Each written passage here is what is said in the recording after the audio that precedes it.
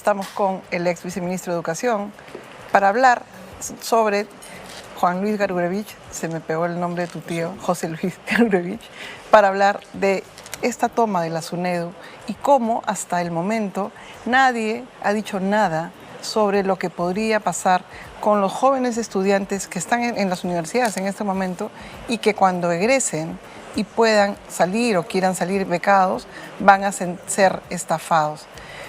Buenas noches, José Luis. Perdona por el error. No te preocupes. Cuéntame, ¿cuál es tu balance a un año después de la toma de la SUNEDU? Creo que ha sido un año en donde rápidamente los pasos de la contrarreforma se han ido consolidando, ¿no? No solo porque se ha logrado desbaratar el poder de supervisión que tenía la SUNEDU, no como lo que era la Asamblea Nacional de Rectores, que era efectivamente un gremio de universidades, un gremio de rectores, digamos, sino como un organismo supervisor de ellas y por lo tanto, voy a decir, distante de darles una atención como lo que ahora se afirma complaciente y amorosa, como ha dicho el nuevo superintendente. La SUNEDU fue creada para supervisar y garantizar calidad.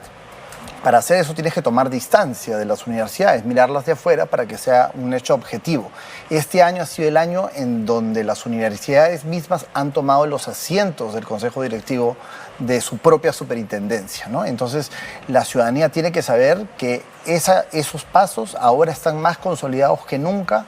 Las universidades ahora son libres de crear programas sin supervisión previa. Quiere decir que en este momento ya hay 350 programas nuevos creados por las universidades, ¿verdad?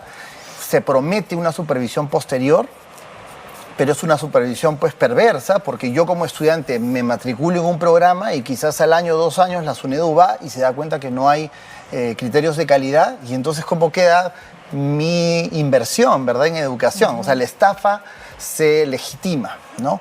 Por eso es que aun cuando era un proceso técnico riguroso, no debió jamás anularse la facultad de la SUNEDU de autorizar programas, ¿no?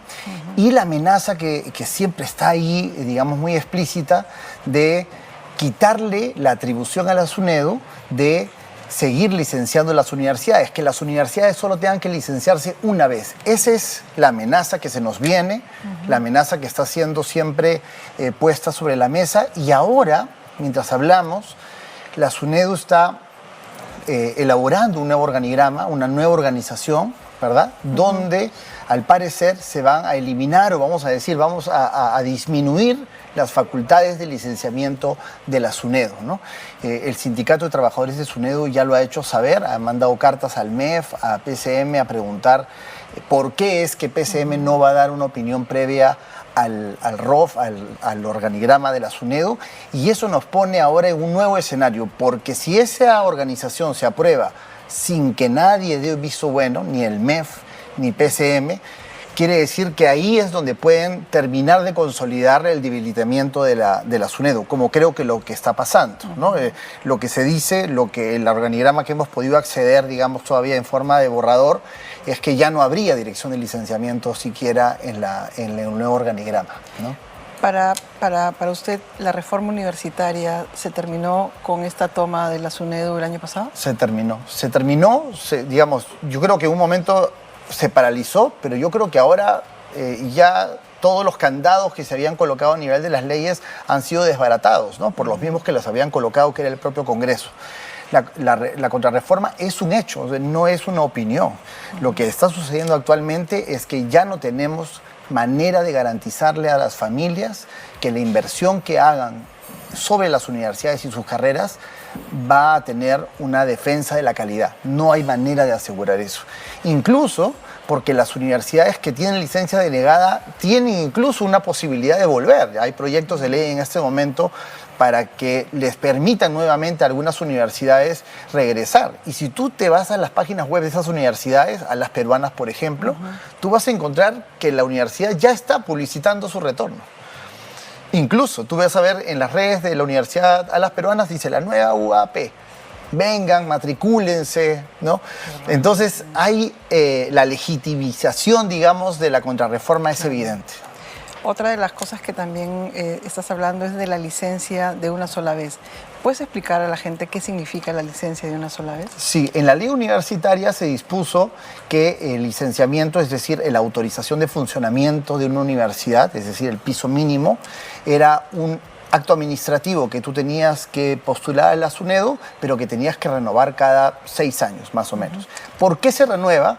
Porque obviamente tú tienes que demostrar que en 6 años tu calidad no sigue igual. La idea de la calidad es que sea una escalera que suba. Entonces la ley universitaria, en una lógica de mejora continua, dijo: tú cada 6 años tienes que renovar y tienes que demostrar que sigues teniendo estándar mínimo de calidad y que estás subiéndolo. Porque lo que queremos es que llegues a la acreditación. Esos 6 años son los que ahora se están relativizando, y en los proyectos de ley nuevos que la propia SUNEDU está respaldando, lo que se quiere es, es una barrera burocrática lo que dice la SUNEDU, ¿no? Solo dejemos autorizar la primera vez y luego dejemos libres a las universidades, confiemos en que ellas van a seguir trabajando con calidad.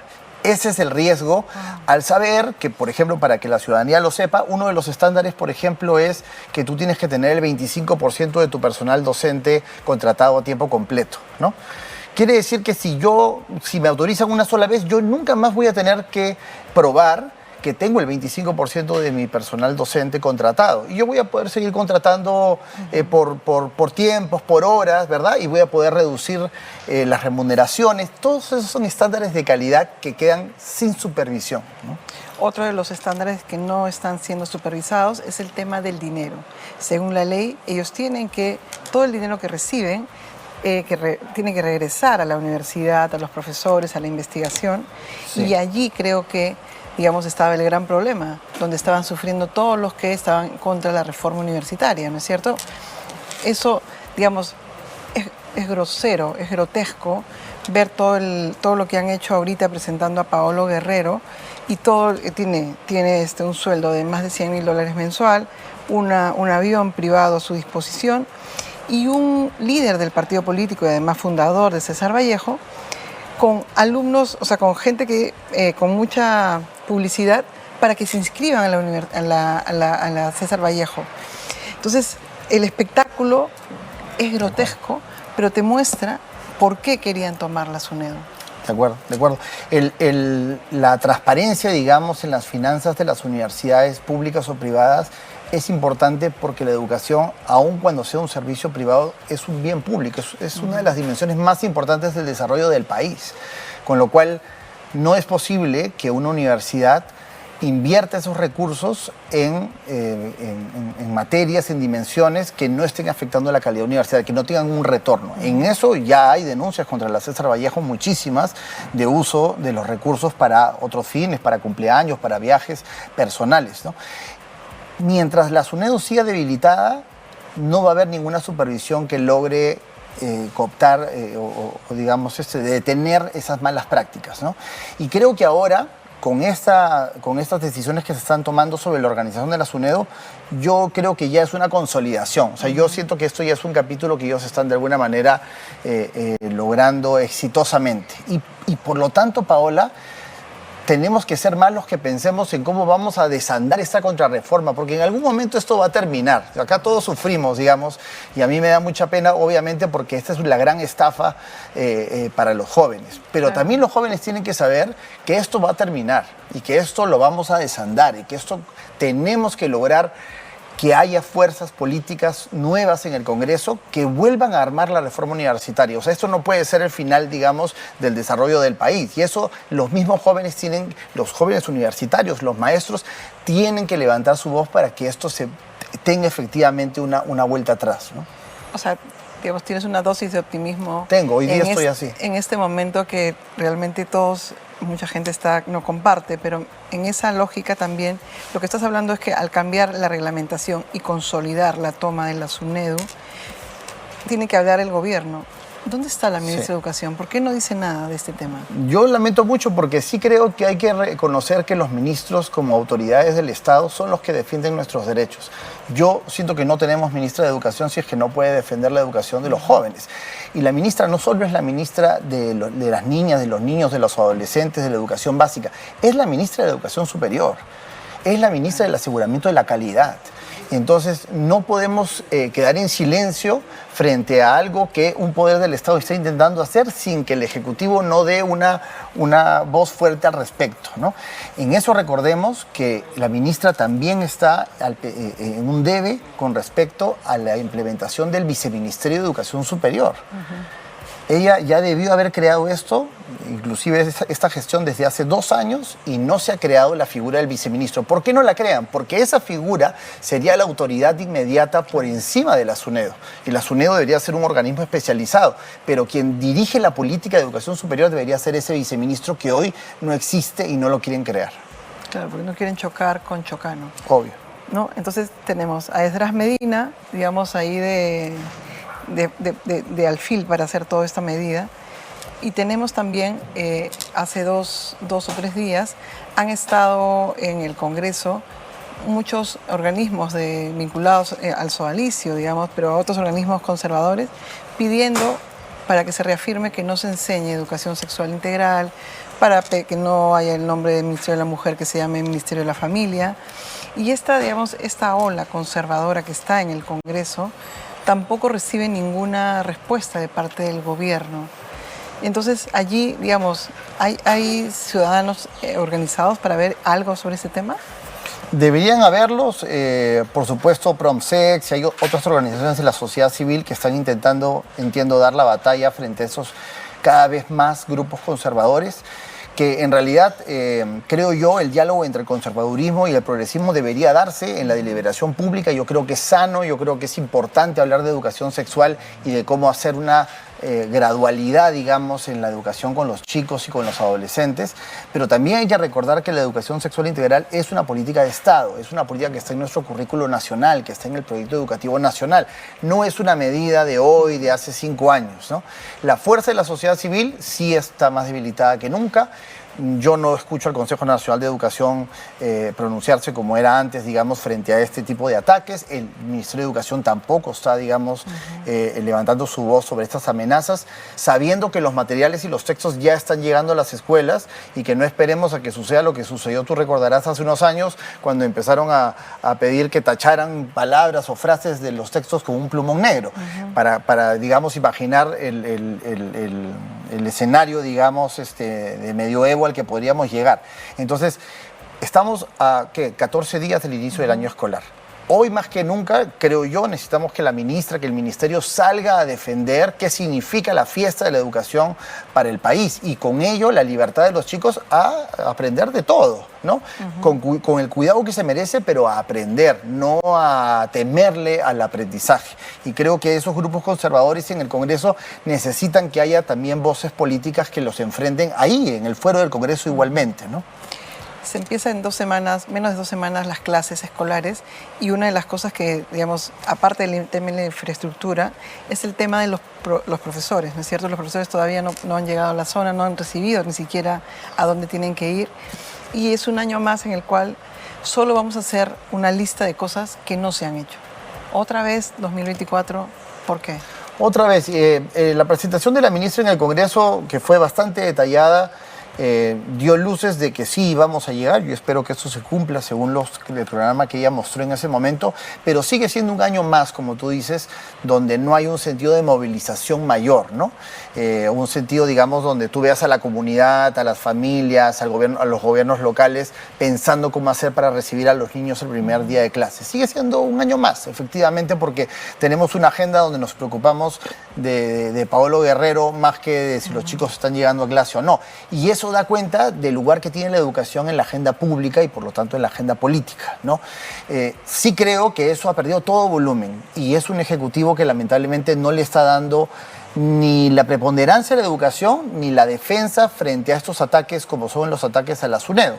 O como lo que va a venir, Paola, después, que va a ser hablar del licenciamiento de los institutos. A partir de este año y del siguiente empieza a cobrarse la vigencia para licenciar institutos. Y esa discusión, ahí estamos hablando de un número mucho mayor de oferta educativa de educación superior, afectando mucho más jóvenes que en las universidades incluso, ¿no? Claro, pero además me imagino ya los lobbies que van a venir. Y es lo mismo con colegios privados. Así es. Perú es el único país donde los colegios privados no pasa nada. No son supervisados igualmente. Exacto. Así es. Y quien los debería supervisar, que es el ministerio, es hoy quien licencia los institutos. Así como SUNEDU licencia universidades, el ministerio licencia institutos, o sea, licencia a sus propios institutos. Es como si SUNEDU tuviera a su cargo universidades. O sea que el sistema ahí estamos hablando todavía es mucho más añejo de los primeros pasos que estábamos dando en la reforma universitaria, que ahora la vemos tan disuelta y debilitada. Claro, por eso es importante decir, ya, digamos, no hay reforma universitaria en este momento, sí otro camino hasta que tú dices se organicen y todo va a estar bien. Sí. Eso es más o menos lo que estás diciendo. Y yo quiero creer, digamos, que esa ruta tenemos que comenzar a hacerla ya. Y yo creo que los jóvenes universitarios, la sociedad civil, los grupos de investigación cada vez están más convencidos. Bueno, que no se puede tocar más fondo de lo que estamos hoy en la educación superior universitaria. Entonces, si todo el tiempo vamos a estar quejándonos de lo que está sucediendo, está bien. Pero yo creo que ya hay que tomar acción sobre la ruta para regresar a la reforma. Esa ruta hay que construirla ahorita porque estamos a un año del año electoral, Paola. Así que el gobierno que entre o las fuerzas del Congreso que entren tienen que tener esa ruta clarísima para que apenas esas fuerzas nuevas puedan entrar, puedan reconstruir las cosas apenas en el primer año. Pero tenemos al frente gente que ya se ha organizado y que sabe perfectamente cómo hacer al penetrar la SUNEDU o todos los sistemas para que no funcionen, ¿no es cierto? Está muy bien lo que estás diciendo. Y otra de las cosas que está pasando, que ojalá que suceda, pero otra de las cosas que está haciendo también SUNEDU es una racia, ¿no es cierto? Se han ido muchísimos funcionarios que se reconocían como, entre comillas, los que eran los principales frenos a esta organización. Sí, así es. ¿Qué pasó? Se han ido, lamentablemente, porque la presión era demasiado grande. Yo siempre admiro mucho a los servidores civiles que han aguantado tanto tiempo seguir en sus contratos, sabiendo que en la regulación de los CAS que hay ahora, si tú renuncias a ese puesto, la entidad se queda sin ese presupuesto, ¿no? A diferencia de otros años, cuando tú te renunciaban, digamos, al CAS, tú te quedabas con esa plaza y la volvías a convocar. Con la nueva regulación del CAS, si una entidad te presionaba para que tú renunciaras, el CAS moría contigo, ¿no? Por eso que las entidades no han podido cambiar del todo. Pero recordemos que la SUNEDU logró con la nueva ley de la contrarreforma estar más allá del bien y del mal, con lo cual no aplican las normas de organización, como veremos, ¿no? No aplican las normas de recursos humanos, no aplica nada. Entonces ellos sí están pudiendo nombrar, están pudiendo contratar CAS, están pudiendo rearmar lo que quieren por dentro, porque casi que les han dado una naturaleza independiente, casi, como decía Rosa María Palacios, casi como si fuera un organismo constitucionalmente autónomo, que no lo son. Y el Congreso ha permitido que la SUNEDU se sienta y se valore jurídicamente como si fuera un ente autónomo, y esa figura no existe, ¿no? Y eso van a tener que pagarlo legalmente. O sea, eso van a tener que responsabilizarse legalmente. Esos servidores, esos jefes de asesoría jurídica, el secretario general de la SUNEDU va a tener que hacerse responsable legalmente de lo que están aprobando, porque no existe tal cosa como autonomía si no está en la Constitución. Y mientras no estén en la Constitución, como que no están hasta donde la leí, ¿verdad?, ellos son un organismo del Poder Ejecutivo que tiene que seguir las mismas reglas que siguen todos los demás. Y no tienen por qué tener una carta blanca como lo están teniendo ahora para poder reorganizarse, despedir, contratar de la manera como lo están haciendo. Pero ahí tendríamos que tener que, por lo menos la Contraloría podría levantar una bandera de alerta de lo que está sucediendo. Tal cual. No está Tampoco sucede. Tienes toda la razón. Así es. O sea, no tenemos ni los controles que ya existían, ni los controles, digamos, externos, que son los de la Contraloría, que deberían en este momento aparecer con más fuerza. Efectivamente, a veces pareciera que hay una coalición de silencios, ¿no? Y de dejar pasar, de dejarles el tramo libre a estas instituciones para que terminen de despedazarlas como está sucediendo. Pero además tenemos digamos, una polarización que solo es de Lima, que solo es de 7 distritos en Lima, en el cual alzas la voz y de inmediato te tildan de comunista, caviar rojo, qué sé yo. Y allí es donde se cancela cualquier tipo de discusión. Sí. ¿Por qué no, digamos, alentar algún tipo de diálogo, algún tipo de conversación, sobre todo en temas que tienen que ver con salud, con educación superior, o sea, digamos, temas que no deberían haber muchísimas disputas, ¿no es cierto? Pero las hay. Sí, ¿Por qué? Sí, así es. Y creo que es porque hemos permitido que la polarización se convierta en el lenguaje, digamos, de la antipolítica, como siempre digo, ¿no?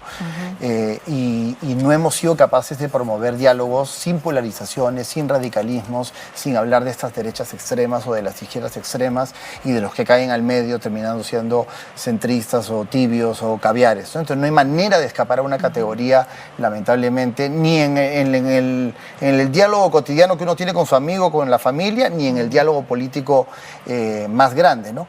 Pero creo, por eso digo, ¿no?, que creo que este año es un año clave para construir nuevos liderazgos políticos que permitan promover esa clase de diálogos que dices tú, sobre temas en los que no tendríamos por qué estar en desacuerdo, como es la educación y la salud, digamos, para poner dos temas que deberían movilizarnos efectivamente. Pero no sucede así porque creo que no han surgido todavía estas fuerzas políticas que quieran tener esa clase de diálogo, esa clase de lenguaje, sino que están más acomodados siempre a polarizar en alguna de las vertientes, ¿no? Claro, una de las cosas que escuché recién ayer a Raúl Tola decir que no había oposición, o sea, no hay una oposición ni en el Congreso ni fuera del Congreso que articule, digamos, más allá, digamos, de su partido propio, una respuesta a todo lo que estamos viviendo. Y porque creo que para que haya una oposición tendría que haber algo existente, digamos, o sea, tendría que haber una fuerza, una política de gobierno existente que creo que no la hay. Entonces, la oposición es entre nosotros, ¿no? Es entre bandos, pero no hay una oposición a una política en particular. Entonces, claro, en este momento la oposición tendría que ser al Congreso, que en realidad es la gran fuerza política, y lamentablemente no tenemos liderazgos políticos que sepan o que hayan podido entrar, digamos, a dialogar o a contrarrestar las fuerzas. Por eso es que yo me siento más entusiasmado a pensar que en este momento sí tenemos que pensar en esa lógica de cómo entrar al Congreso y desandar estas contrarreformas, porque creo que desde afuera ya nos estamos escuchando, ¿no? Y ya no estamos movilizando lamentablemente a la ciudadanía o a las universidades, pero sí creo que la ruta legal hay que volverla a pensar, ¿no? Hay que tenerla lista, hay que tenerla preparada para cuando haya la oportunidad de hacerlo. Claro, hay que tenerla lista, pero ¿cuándo?